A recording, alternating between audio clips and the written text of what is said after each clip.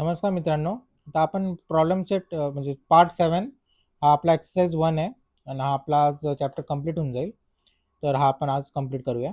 Which shape will form if a carrom piece are placed on one and another. जर कॅरमचे जे आपण piece असतो खेळतो त्याला जर एकमेकांवरती ठेवलं तर कोणता शेप बनेल? Cylinder shape.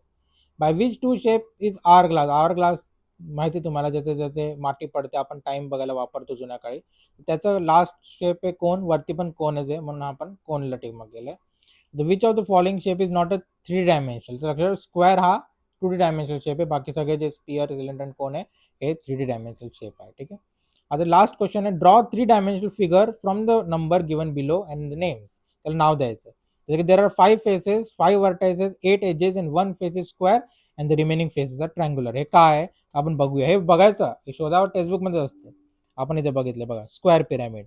त्याला काय 5 vertices, 4 rectangular faces, 8 edges in 1 square face. तर आपल्याला हे बनवायचं तिथे आणि तुम्ही नाव द्यायचं त्याला स्क्वेअर पिरामिड. ठीक आहे. त्याच्यानंतर 1 face is curved and it has no vertices, no edges. लक्षात ठेवा, एकच कर्व्ड फेस आता लिहिला आपण इथे.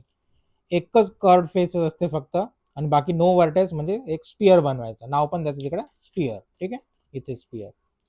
आता देर आर 6 फेसेस,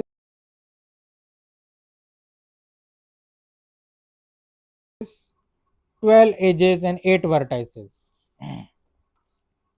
इथे जाऊ आपण. ठीक आहे.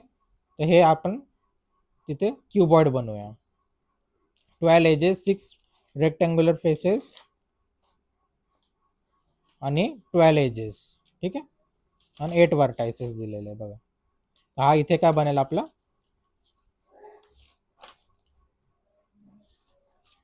क्यूबॉइड. ओके.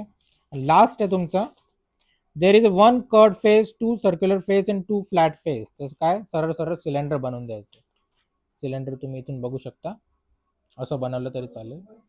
तर हा तुम्ही आणि सिलेंडर नाव द्यायचं तिकडे. ठीक आहे. तर असा आपला हा चॅप्टर संपला आहे. कोणाला काही प्रॉब्लेम असेल किंवा काही विचारायचं असेल तुम्ही कमेंट करू शकता.